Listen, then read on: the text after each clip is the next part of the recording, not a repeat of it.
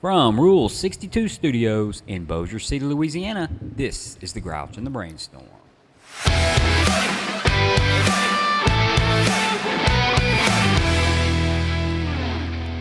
Welcome back. Hey. Bonus episode, Jill. All right, I'm down. All right, so I'm Mike, and I got Jill with me. Hey, guys. And Matt is not in our presence today. Normally, we have Matt with us, and he is off on a fishing trip with Roger D., and they are in Arkansas catching stripers. Strippers. Oh, my God. Sure, Deborah will really like that one. No, they're in Arkansas catching striped bass, and I saw a picture of one yesterday, and it was really nice. So apparently they're doing great, enjoying sobriety, recovery on a holiday weekend. This is Memorial Day weekend, by the way. Yes, it is. And Travis M. is going to tell us his story. And Travis, what we normally do, man, we don't interrupt you. And if we got a question we're going to ask, and that's generally if we think the listener may ask, but it's not really too much interruption, Well, you might hear me go, yeah, but that don't mean anything except for, yeah. So, Jill, she's paying attention. Jill usually doesn't say anything, So I'm tuned in. You're tuned in, huh? Yeah. All right. Well, Travis, we're going to let you go ahead and take it away, man. It's your show. Have at it, bud. Good morning. I'm Travis, I'm alcoholic. Morning, Travis. Hey, Travis. God graced me with a sobriety date of March 4th of 96, and that's the miracle of my life today. Is that better? Okay. Sound good. Good. Thanks. Where to start? I was born in Watertown, New York. My dad was stationed there during Vietnam. That has no relevance on anything, but that's where I started. Well, if I was playing the Travis trivia game right now, I would have lost that because I would have swore he was born in Texas somewhere. So we need to know that. Yeah. So Dad was discharged from the Army when I was about 6 months old. We did move to Texas and then to Baton Rouge briefly. And then he got a job in Shreveport when I was 6, and we moved to Shreveport, where I've been ever since.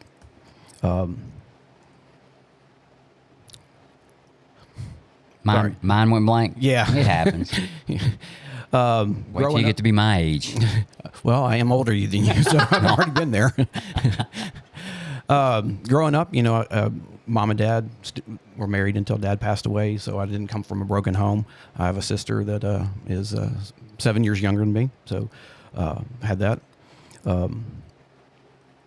I can remember being little, and on Sundays, Dad would always be home, especially during football season, and that was the highlight of the week, football and Dad grilling and hanging out with my dad. And he would send me to the refrigerator to get he drank the pony bottles of Miller High Life. Yeah. Ugh. And I was his go-getter, and I'd cut back, and I'd steal a swig here and there. And one day Mom caught me, and she made a big deal out of it, of course. And I can distinctly remember her saying that she didn't want me to grow up to be an alcoholic. And I was like, at that point, it made sense. But Now, was your dad a heavy drinker? No. He was a workaholic. He would have a cocktail or two or beer or two when he got home from work and on the weekend, after doing yard or grilling out or whatever. But was not a heavy drinker. Never seen either one of my parents intoxicated or anything like that. So alcohol was not an issue in our home growing up. When I got into high school, I found a group of guys that, introduced me to drinking. And back then, I used to think that I was fitting in. I was drinking so I could fit in. And then, looking back now, I understand that I was fitting in so I could drink. I can relate to that. Yeah. I was introduced to alcohol. The first time that I ever had unlimited access to alcohol, we had gone, it was the last day of school, and we'd gone out swimming and whatnot. And by the end of the night, I was the one that was passed out, puking everywhere, and they would just take me to the next party and prop me up against the pole outside and leave me be, and they go on about their business. But that just kind of set the tone for my drinking going forward. Got out of high school, went to college. My first semester out of high school, I went to Quincy College in Quincy, Illinois on a partial football scholarship. It snowed twice before Christmas, and I was like, yeah, no, I'm taking myself back down south. And then how long was you there? Just one semester. Right. Okay. Yeah, Okay. and that one semester snowed twice before Christmas, and I was like, no, but that's enough for me. So I came back home, enrolled in community college, and all my friends, my close friends from high school, were gone to college and whatnot. So I was left without what I knew before I left for college. So I went out to the bars, looking for friendships and new relationships, or at least that's at least what I told myself at the time. But I'd usually just end up sitting at the end of the bar and drinking the night away and going home and doing the same thing over and over again, justifying it by trying to meet new people or find something out there. When let's see, my drinking got really bad when I got enrolled in the nursing school, and I was working towards getting into clinicals. Got into clinicals. My drinking got really bad. I was seeing this young lady, and one evening I stopped by her apartment and to say hi, and another gentleman answered the door, and God, don't you hate that? yeah. And so I kind of put two and two together. So I went home, and I had a roommate at that time, and I paged him. Oh, back in the pager day. Yeah, this is pager's day. We didn't have cell phones back then. So I paged him, and he finally called me back. I said, get home. We're gonna tie one on tonight. And I cracked open a fifth of tequila that he had, and as he walked in the door about an hour later, I offered him the last shot of that tequila, and he said, "Hang on, let me go to the bathroom. I'll be right back." And he went to the bathroom, and I took the last shot. Well, of course, yeah. Well, I was that's actually rooting for you on that one. It's the last one. I can't give that away. So, he came back out, and I tried to convince him to move to Florida. He's like, "Well, it's not a bad idea. So let's start planning and putting things together." I was like, "No, like right now, go pack a bag. We'll just leave everything. We'll just grab what you need and let's go." He's like, I was like, I can't do that. I just can't up and leave and move to Florida. I was like, all right, well, screw you. And then I packed a bag and hopped in the car. And, later he told me he thought I was just going to go drive around the block and, be back in an hour or so. But no, I took off and went down highway, Interstate 49. It was raining that day. And back before I stopped by her apartment, my windshield wipers in my car had stopped working. And it was, later on in the evening, it's still raining. I've finished off that fifth of tequila, and I stop and fill up with gas and buy a case of beer. And I can remember the clerk's reaction on his face as he's selling me that case of beer. He's just shaking his head like, I don't know why he sold it to me, but he did. But I can remember his look on his face, and hopped back in the car, and I had premonitions about how that night was going to turn out, and I already made the decision that if I was going to be pulled over, that I was not going to stop, and so I already had made that decision well in advance. So I get back in the car after filling up with gas, and I take off again, and about 2 beers later, I saw the red and blue lights behind me. And there was no hesitation. I just floored the car and took off. Keep in mind, it's raining, no windshield wipers, and I'm highly intoxicated.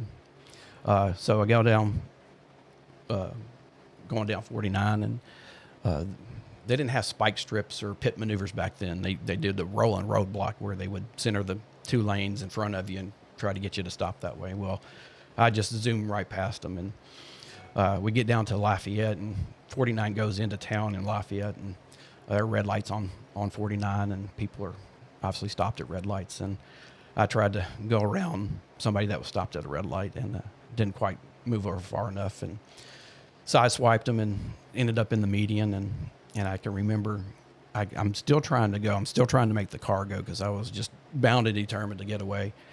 And then, of course, they drug me out of the car and handcuffed me and asking me all these kind of questions. And he's like, "Do you know where you're at?" And I was like, "I'm just outside of Alexandria. I just got gas and beer." And he said, "No, you're in Lafayette, which is a considerable distance."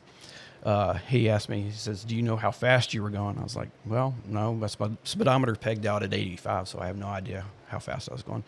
He said, I hit 125 miles per hour, and I was a half mile behind you, and I was not catching you.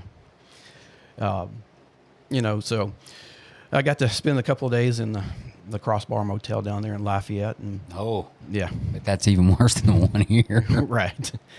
And I had crossed parish lines, so all my charges doubled. So I ended up with 7 total charges: flight from officer, resisting arrest, speeding, DWI, and no seatbelt. They had to make sure they added that one there. So I come home while I'm in jail waiting on mom and dad to get me out, I make the decision I'm not going to drink for a year. When I get out, I'm just not going to drink for a year. So I get out and come back home, and now I have no car, but where I'm living with my roommate, school's within walking distance, work's within walking distance. So I'm doing okay there. And I go back to that decision of not drinking for a year. So, I didn't say anything about not smoking marijuana. So I proceeded to pretty much stay high for the next month. And we went out to shoot pool one night, and I drank 2 beers. I went home, and, nothing bad happened. No consequences of anything, of any kind. We went out the next night and went to a bar or something, and I had 2 beers, and I quit, and I went home. It was no big deal. The third night was they had the Harley party in town, big get together for the bikers and whatnot. And my roommate was working at a restaurant that was catering the party, and he was also bartending, and a couple of our other friends were bartending. So I had unlimited access to alcohol that night, and we closed down the party and went across the street to a bar, and we're dancing and hanging out and having a good time, and left there and proceeded to go home. And somewhere between the bar and home, that switch just flipped, and I went into a rage and got to the apartment, and the person I was with, I locked them outside. I went in and locked the door behind me, and my roommate. Your roommate? No, my roommate's falling behind. Oh, us. so just the person you were. A person I was with. Okay. Locked them out, and roommate gets home. He proceeds to open the door, and as they come in the apartment, they said I was standing in the dark, and I jumped on my roommate and started to beat him up. Our apartment was on the 2nd floor, and we ended up on the ground outside, and I come to as I'm pounding on him, and he's apologizing for something he doesn't even know what he's apologizing for. And I realize what I'm doing, and I get up and I go back upstairs and go to my bedroom, and he gets in his car and takes off, obviously. And the person that was with me, they followed me into the apartment, were trying to talk to me, and I'm like, screw this, I'm done. And where my bed was, it was right next to a window, and in my fit and my rage that was coming out, I reached over and I backhanded the window, and I cut the artery in the back of my hand. Oh. And when you cut an artery, every time your heart beats, it squirts, there's blood going everywhere. And I was like, okay, this is it. I picked up the phone and I called my mom and told her goodbye, and hung up the phone. And my friend was talking about calling for help, so I reached over and pulled the phone out of the wall. And I think I passed out at this point for a little while at least. I come to a little bit later, and there are 3 police officers standing in my bedroom, and they're like, "Travis, you need to come with us." And I'm like, I'm tired. I'm in bed. I'm not going anywhere. Y'all can leave. They're like, "No, you don't understand. You don't have it." You guys can go ahead and go. I'll catch up with you Think so. later. Right. Yeah. They're like, "Yeah, you don't have an option. You're coming with us." And I was like, "I'm not going anywhere." So they said, all right, everybody out of the room. And so everybody else backed out of the room except for the 3 police officers. And they're like, "Last chance." I was like, probably had some choice words for them. And they maced me. They pepper sprayed me, and grabbed me by my feet and drug me out of the bed. And then they made the mistake of letting go of me. And I managed to get to my feet, and I fought off the 3 officers in the bedroom. I went down the hallway, running over my mom, my friend, the neighbor that was there, turn and go to the living room. And now I'm got pepper spray in my eyes, and I really cannot tell where I'm going. But all I can think is I got to get away from these people. And I see the window at the far end of the living room, and I take off in a dead sprint, and I dove headfirst at this window. And it was a double window, and thank God, right down the middle is that metal bar that holds everything together. And I hit head first on that metal bar and bounced off the window. And managed to get back to my feet, went down the front stairwell, and ran over the paramedics that were waiting in the hallway there in the stairwell. And they caught up to me out in the front yard and proceeded to take me into the hospital. Got to the hospital, and they were treating me for. I had broken my hand in the fight. I had the laceration on the back of my hand, and so they were taking care of that. And I'd calmed down to a point where I'd gained the trust of the nurses and whatnot, and they were letting me get up and go to the bathroom and those kind of things. They were waiting on the doctor to come set my hand where I broke it. And I decided I was really tired of waiting, and I managed to make my way out to the waiting room, and Mom and Dad were out there, and I was like, let's go home. And my dad said, they haven't set your hand. We can't go yet. And I was like, no, I'm ready to go. Either I leave with you or without you, but I'm leaving. And my dad proceeded to stand up and said, you're not going anywhere. And I shoved him. And I said, I'm leaving one way or the other. And he I can remember him shaking with the fear. And he said, no, you're not. And I probably shoved him one more good time. And then the orderlies came out and wrangled me up and took me back to the back. And they 4-point restrained me to the bed and proceeded to leave me there until my hand was set. And then that evening, they escorted me up to the 10th floor, where I had a nice cozy bed in the rubber room waiting for me that night. And I can remember telling the guy that was escorting me, and I was like, I'm not crazy. I don't need to be here. I don't deserve to be here, And he's nodding his head going, Sure. Yeah, right, exactly. So a couple of days later, Mom and Dad come to see me, and my mom's sitting next to me. My dad's sitting next to her, and he looks up and he said, Travis, you have to do something about your drinking. Your mother and I can't take any more of this. Either you do something about your drinking, or we're not going to have anything to do with you. You'll be on your own 100%. And I heard it. And so when I got discharged from the hospital, obviously I couldn't go back to the apartment. The roommate didn't feel safe living with me anymore. I get that.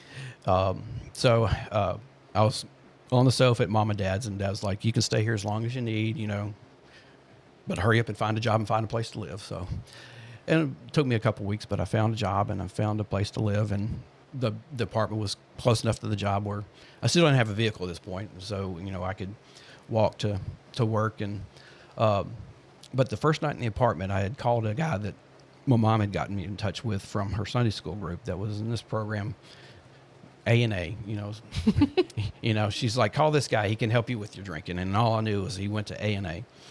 But the first night that I was in that apartment, he came and picked me up. He didn't know me from Adam, and he went out of his way and came and picked me up and took me to my first meeting of Alcoholics Anonymous. Now, keep in mind, I'm 21 years old, and he takes me to the VA Medical Center for a panel discussion meeting for the inpatients at the VA. So real quick, don't lose your train of thought, because I do that easy. Right. When you say a panel discussion meeting, what does that mean? There were AA members from outside the program that would come to the hospital and have a discussion meeting. And okay, yep. The same way as like when I was in Brentwood. Yeah, they would. Okay. Yeah, they would share 10 to 15 minutes a piece, and it's kind of odd for your first meeting. Yeah, I can distinctly remember sitting in the back, slunched down as low as I could get it in the chair, going, "This is what I've got. What it's come to is." I remember that feeling. This is what it's come to. I'm in a room of old men, right, that are inpatient,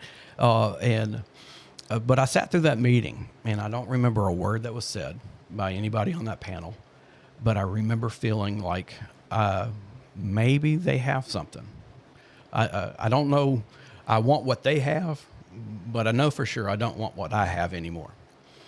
And the gentleman that picked me up took me home, and we sat out in front of the apartment in his car for 10, 15 minutes, and when we talked, and I was like, I told him a little bit about what was going on with me, and he's like, I think we can help you, if you just give us a chance. And people, slowly I started meeting people in the program, and they would come and pick me up and take me to meetings. And when I couldn't find a ride, I could always find a meeting that I could walk to, whether it be at Oakwood or, in that general area, I could find a meeting to walk to. And slowly, started getting involved and going to meetings and whatnot. But at that time, that's about all I was doing, was going to meetings. I had somebody that I called a sponsor, and I'd call them every once in a while, and we'd do some step work, when it was easy and convenient for me. But, the main thing, I was just not drinking and going to meetings. And got involved in a relationship, and when it went south, I hadn't expanded my spiritual life, and I didn't have any new options, any answers for what was going on at that time. And a couple of guys that I was hanging out in the program, we decided that we're going to go out drinking.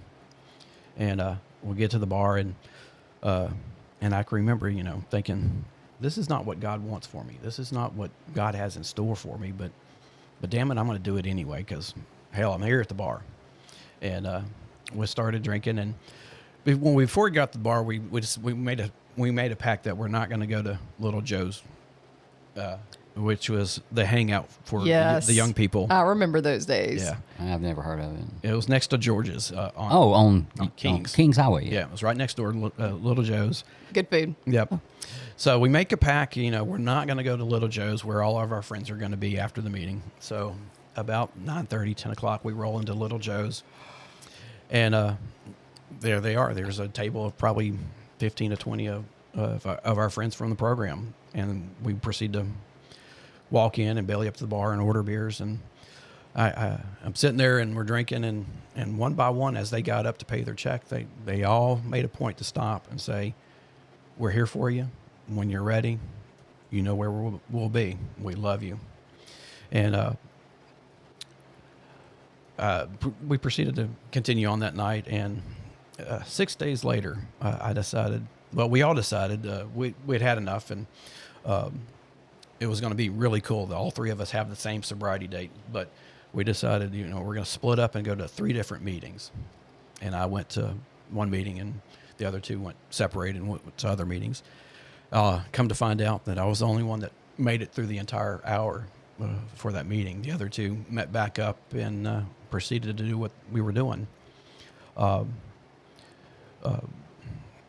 few days later, alcoholic number 2 called me, and number 3 had gotten into his drug of choice, and number 2 had never been exposed to that kind of thing. So he decided he had enough and asked me to come pick him up. And I picked him up and took him to who was his sponsor at that time and dropped him off. And his sponsor looked at me and goes, your job is done here now. Y'all have no business hanging out. The best y'all could do for each other was get drunk. So be it. On your way. So I left, and left number 2 there at his sponsor's house. I went back to the gentleman that was my sponsor at that time, and I was like, okay, whatever you say, I'll do. Wink, wink, I was willing to say or do whatever it was to be in the good graces of my sponsor at that point. I wasn't really willing to do anything about changing. I just thought, I just pick up where I left off and continue doing what I was doing. It was working so well. So I went back to that sponsor, and we had a lengthy conversation, and that relationship that I decided to justify drinking again over, of course it rekindled, and I was talking to my sponsor on the phone one evening, and he realized that she was at my place, and he's like, why is she there? And I told him, because I want her here. He's like, well, you know what, Travis, I'm not going to be a part of your suicide. I'm not going to watch you kill yourself, whether it be slow or fast.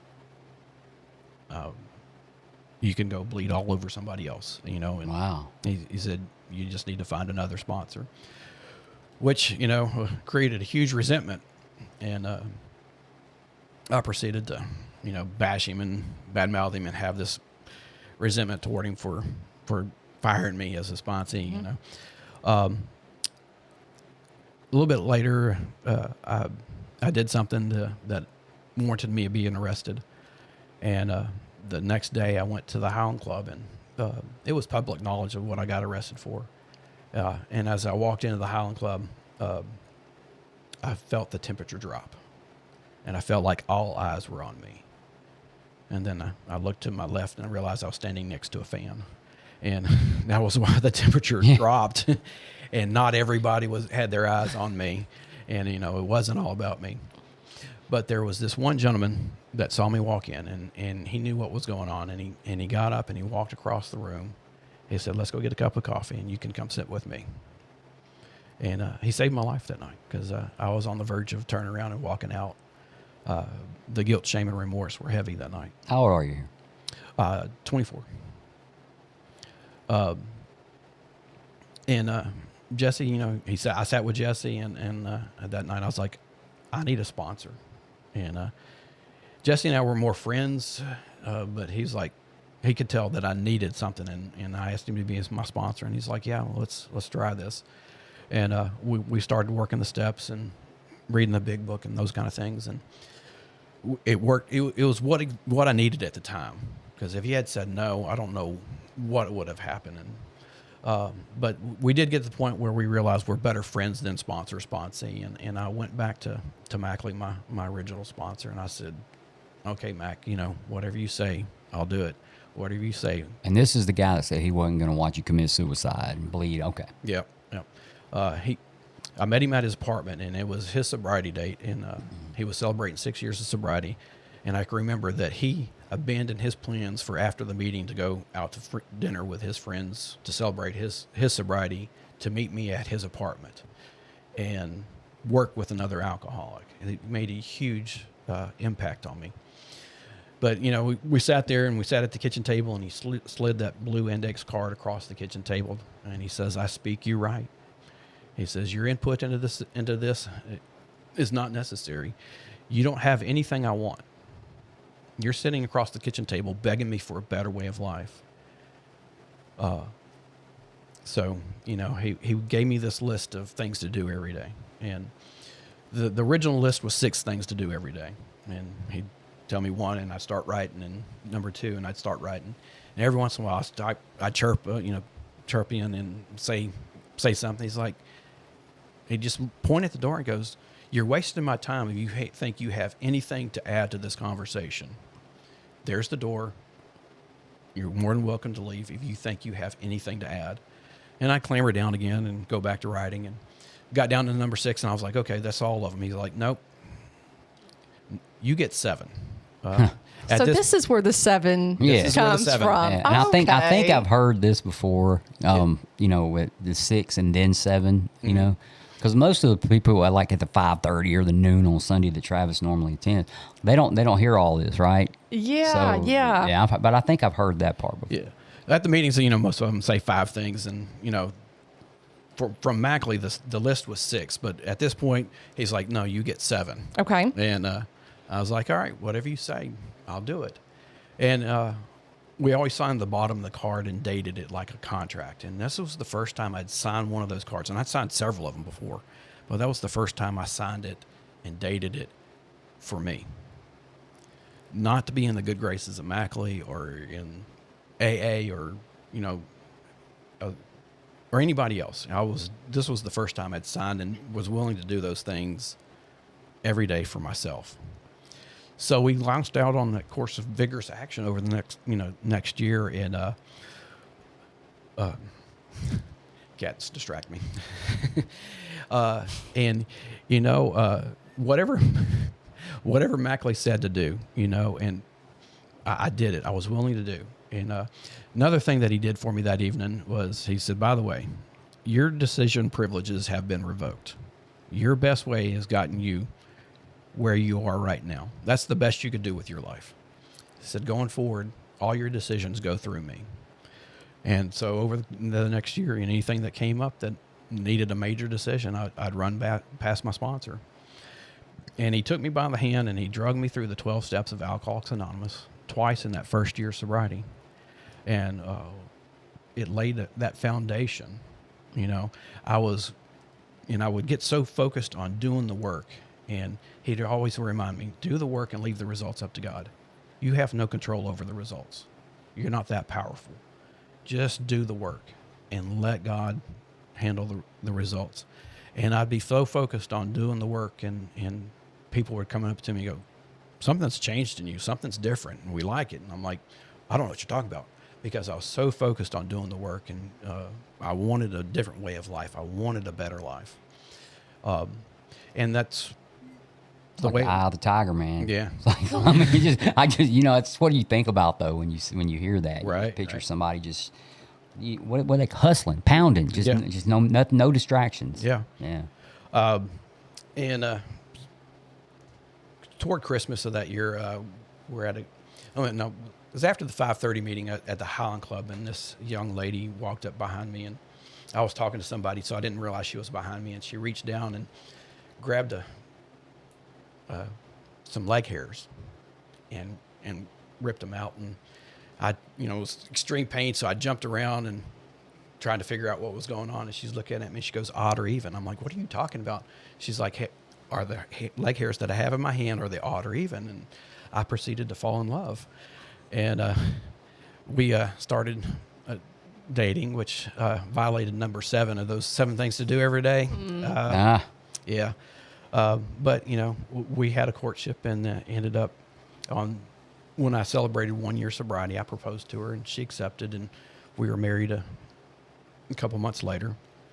And life was great. I can remember on the way home thinking, this is what they've all been talking about, how life is supposed to be, how it's supposed to be enjoyed, and how it's supposed to be. This is what they've been talking about all this time. That marriage ended up ending a year later. It was just a situation where I was not mature enough to handle the responsibilities of marriage, and I was not a good husband. I didn't have an affair or anything like that, or it's just that emotional sobriety. I hadn't developed that, and I was not the person that I needed to be in a marriage. But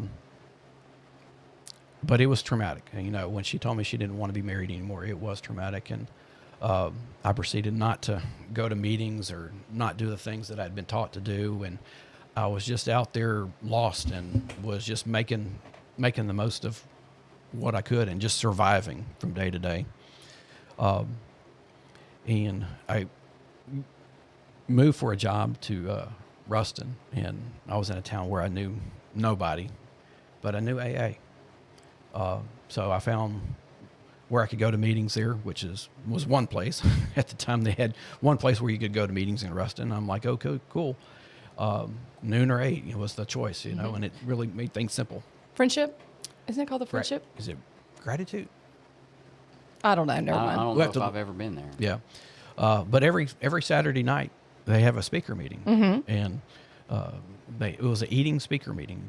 Everybody was potluck. We had that down in Mandeville. We did that once the second Saturday of the month. We did a speak and eat. Mm-hmm.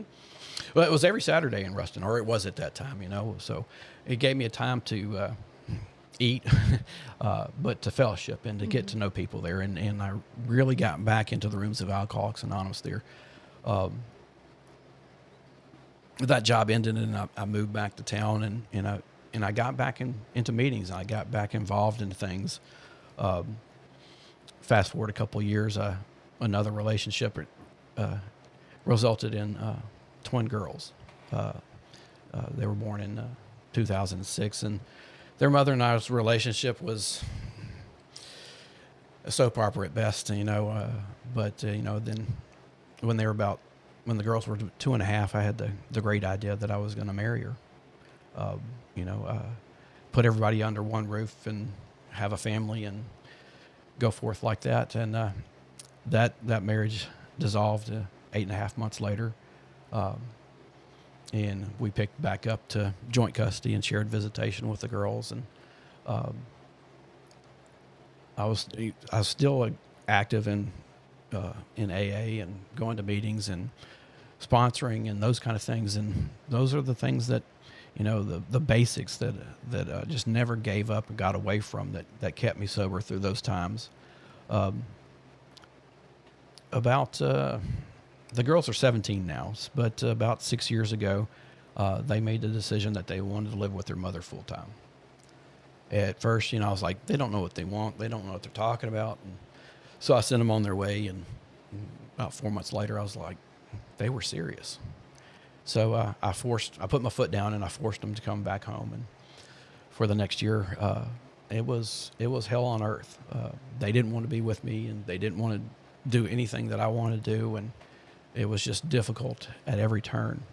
And then some things transpired where I didn't have an option of getting them back. They went to their mother, and I would have gone the legal route to make them come back. But I was sitting there and I was thinking about it, and I was like, this is what they want. And if I were to go back to court and win, what do I actually win? They don't want to be here, and then I force them to come back again. Is it going to be any better? And I was like, probably not. And I thought about my actions and how that relationship was between my girls at that point, and all the things that I've been doing, because I know, I think I know what's right and what's best for everybody. And I was in there watching TV, and commercial came on, and I'm halfway thinking about that situation, halfway paying attention to the commercial, and a Command Strip commercial came on, and their slogan is "Do no harm." And I'm thinking about my girls, and I hear "Do no harm," and it resonated with me. All the things that I've done up that point, forcing my will into the situation, all the things that I've done had been harmful in one way or the other. And I made the decision, I'm going to let them have this. This is what they want. I'm not going to do any more harm to this. During this time, I've got this person in my ear going, you need to do this. And I got that person in the other ear going, you need to do this. And I'm like, y'all don't know what I need to do. What I've decided to do, whether you can support it or not, is to do nothing. Well, you got to fight for your girls. I am fighting for my girls, but I'm fighting in a different way. And I let go of my girls. And it was not an easy decision. And it created a lot of depression and a lot of anxiety and battle with all the things. And I'd gone to my current sponsor, Joe B., and he said, Travis, once you accept that they're never coming back, you'll never be disappointed again. Because I'd run into them from time to time and think, oh, this is the spark of something new, and I would be disappointed again because there was no reconciliation. He says, when you accept the fact that it's never going to happen, you won't be disappointed anymore. I was like, that's not something I can accept. He's like, well, you're going to have to, or you're going to continue being disappointed when this happens. So I got to a point where I accepted the fact that the situation was exactly the way it was supposed to be at that moment. And my girls were never coming home. Didn't mean it didn't hurt when I ran into them. October of last year, was at church, and one of them proceeded to walk past me and not even acknowledge that I was there. Didn't look at me, didn't speak to me, nothing. And then 2 weeks later, I'm at church again, and this time it's both of them. Both of them walk past me within spitting distance. Don't look at me, don't speak to me, don't acknowledge me whatsoever. And that second time that it happened, I didn't even make it to church. I went home, and I was sitting there, and I was like, you know what? If this is as good as it gets, screw it. I'm going to get drunk. And as soon as I had that thought, I practiced the pause and allowed God to enter the situation. And he was like, no, that's not what we're going to do. You didn't come this far to give up now. And, of course, I had a couple of things working against me. I didn't have anything in the house to drink because I've been sober long enough. I don't keep that in my house, and I'm too lazy to get up off the sofa during a football game and go get something. But thank the Lord for laziness. Amen. But laziness wins. I told you. So, I paused and allowed God to enter the situation, and he removed that thought, that desire to drink, and I didn't drink that day, and that was October. January rolls around, and my niece was born in January, and there was a memory on Facebook of my girls and the day my niece was born. So I sent the picture to them, and most of the time when I would reach out to them and send them pictures or text them or whatever, I would get little to no response at all. And sent that picture of them, the three of them, and immediately I got a response from the twin that was most standoffish, and she's like, "Oh, what does she look like? What is, she's talking about my niece. What does she look like now? How old is she now?" And she started with all these questions, and it struck up this conversation through text. And she said something about, "I'd love to see her." And I was like, "Well, I can arrange that." She's like, "Yeah." So I said, "I need a couple things. We need to talk about a few things before I arrange that." And she said, "Well, I'm at work this evening. When I get home, I'll call you." I said, "Great." And I left it at that, thinking she'll get home from work and she'll forget, she won't call. But I'll be damned. That evening she called, and we're talking, and at first I think I'm just talking to the one. And then something happened. I said something, and the other one started laughing in the background. I was like, "Oh, Megan's there too." So the three of us proceeded to talk for 3.5 hours that night. And this is after 5 or 6 years of almost no communication whatsoever. And we talked about everything for 3.5 hours. And at the end of the conversation, they were talking, "Oh, we got to get ready for bed, blah, blah, blah." And the thought popped up. They love sushi. I was like, "Hey, y'all want to go eat sushi tomorrow?" And I was, I guess, half-heartedly expecting a no. And they were like, "Yeah, let's do that." So the next night, we met up for dinner and went and ate sushi. And it was like nothing had ever happened. There was no gap of time. And we talked and laughed and caught up. And it was just exactly the way it was supposed to be. What happened, the way it was the way it was supposed to be. And I could sit here and think about things today. We just got off the episode about overthinking. It's one of those things that I can obsess on and overthink. And why did this happen? Why? And there is no why. But the reason it happened, maybe, just maybe, I've shared my experience, strength, and hope with this situation with my children. And I've had several people come up to me after a meeting and go, "I have a similar situation going on in my life with my children, and you have given me hope." But, I don't even limit it to just the rooms of Alcoholics Anonymous. I have a friend outside of the room that has a similar situation. And he goes, "That gives me hope." Mm-hmm. And I may never know why those things happen and the reasonings and all that. And at this point, it doesn't matter. But what matters is I continue to share my experience, strength, and hope with all things, but especially in this situation. And I can be an example of what God can do in our lives. Absolutely. This situation, it affected me, but at the end of it, it's not about me. And when I've turned my will and my life over to the care of God, I don't get to dictate how He uses me. And sometimes in life, we go through things just to be a witness of what God can do in our lives to somebody else on down the road. And for today, that's what I've accepted in the situation. And that relationship with the girls I was sitting at home yesterday not doing a thing, and one of them texted me, "Hey, we're headed down to Mudbug Magnus. Want to meet up with us?" And I'm just blown away by the relationship today. A couple of months ago, that would have never happened. And now they're asking me to go join them and do and go. And we're planning a trip to a vacation this summer.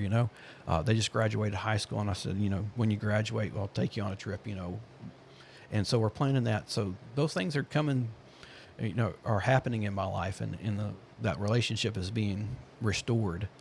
And it all happened in God's time. And the main thing that I did was just not take that next drink and work the steps toward that on that situation.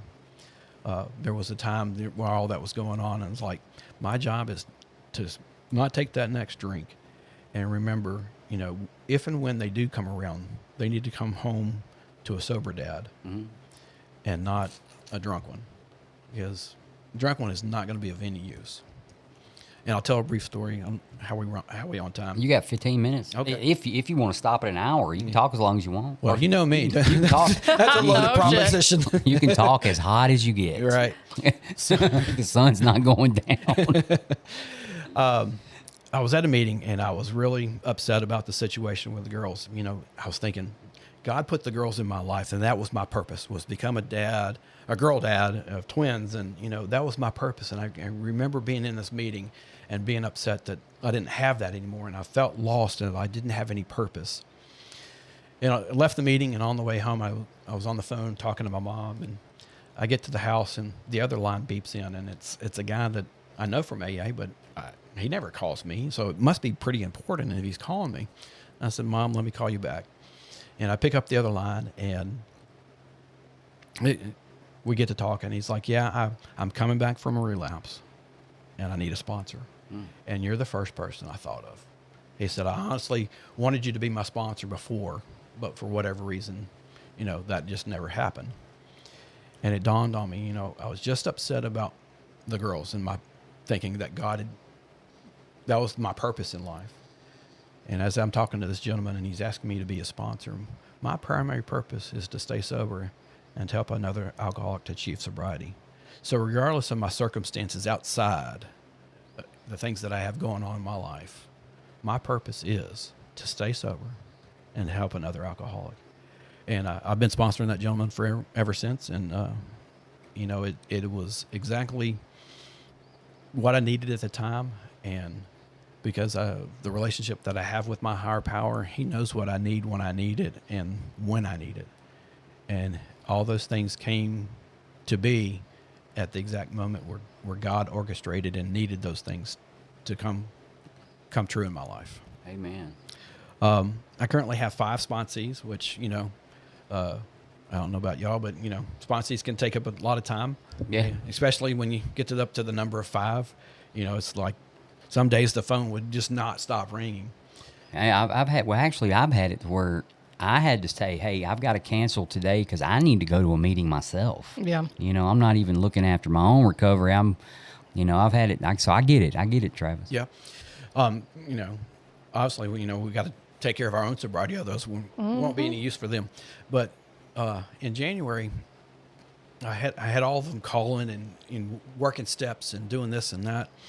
And God put it on my heart to make a meeting where it's just me and the 5 sponsees. We get together once a month, and we study the 12 and 12. And that very first meeting, I was like, this is the idea that I had, that we get together and we study the 12 and 12. We'll do step 1, tradition 1, so forth and so on throughout the year. Outside of that, I don't have any guidelines. I don't have any thoughts of how this is supposed to transpire, how this is supposed to go, and just left it open for them. So once a month, the 6 of us get together and we eat, and then we sit down and we study the 12 and 12. Like it. We do it. We like I said, we do a step, and then we do tradition. And honestly, I've never studied the traditions to the point where we are now, like we are now. You know, and I think that's one of the things that I've neglected over the years, is not understanding what the traditions are truly about and what they do for the program of Alcoholics Anonymous, and what they do for the program of Alcoholics Anonymous, and what they do for the alcoholic. So that's what we have going on now. That's awesome. Yep. And, you know, I've offered other ideas. And in that first meeting, I was like, you know, this is a chance for all of us to get together, you know, not only for me to have all of y'all at one time instead of separate conversations throughout the day, but they got to establish relationships with each other. Exactly. My sponsor does the same thing. And I meet love once it. a month. You know, as much as we possibly can, because everybody has kids and jobs and lives, and I enjoy the camaraderie. Yeah. We go, some of us, you know, we go on trips together. It's pretty cool. Yeah, absolutely. There's a group of us down in Mandeville, and that actually was, you know, one of my sponsees and one of his sponsees, and 2 more. So basically 4 guys. I sponsored 3 of them, and then one of them sponsored the other guy. And we would meet every Tuesday night at my apartment down in Mandeville and go over a different, I think the 12 and 12 was the last thing we did, was go over the 12 and 12, man. It's pretty cool how that, they can run kind of late. Yeah. Yeah, it's been exactly what I needed, and I think they're getting out of it as more, if not as much as I am. Oh yeah. And, those relationships between them, they're finding a lot of similarities between themselves. Mm-hmm. And I can see it, I knew that A and B had this in common, but they didn't know that they had that in common. So those relationships are establishing and developing, and they are understanding that they have a lot in common, not only me being their sponsor, but there's other things they have in common as well. Yeah, that's pretty cool, man. That's just having each other's back. Yeah. It's kind of a deal, especially when you start to open up and at first I guess it's not as open, and then after a while it opens up and learning the traditions. I mean, what's the newest sobriety guy? How much you have? 18 months. Okay, so you're the youngest one is 18 months old basically, and I didn't know anything about their traditions when I was 18. I wouldn't even, I didn't give a shit about the traditions. Right. Probably until I was 7 or 8 years. So. Right. You're like still trying to maintain sobriety. Yeah, I'm just trying to figure out, yeah, I don't know. What's that got to do with me? Yeah, the promises, I didn't even want to hear the promises, even, because at any given promise meeting, someone's going to chant, work, work, work. Yeah, right. I was like, what are you talking It doesn't bother me now, but back then it just irked me, got under my skin a little bit, kind of like at a birthday meeting. I remember I was at a birthday meeting one time, and I remember thinking, there's a topic. And it's not that person right there. I've done that before. And on my 10th, I think it's 9th, was my 9th birthday. I was living in New Orleans, but I came back to the Koala Club that day. And some girl basically stopped and says, if all they're going to talk about is you, I'm just going to leave. Damn. And I was like, yeah, there's really not a whole lot I can do about it. You can stay and I'll try to change the topic, but this is a birthday meeting, That used to irk me, so... not so much anymore. There's bigger fish to fry now. Don't worry about what kind of, there's something there for everybody. That's one thing I was thinking about on our regular podcast.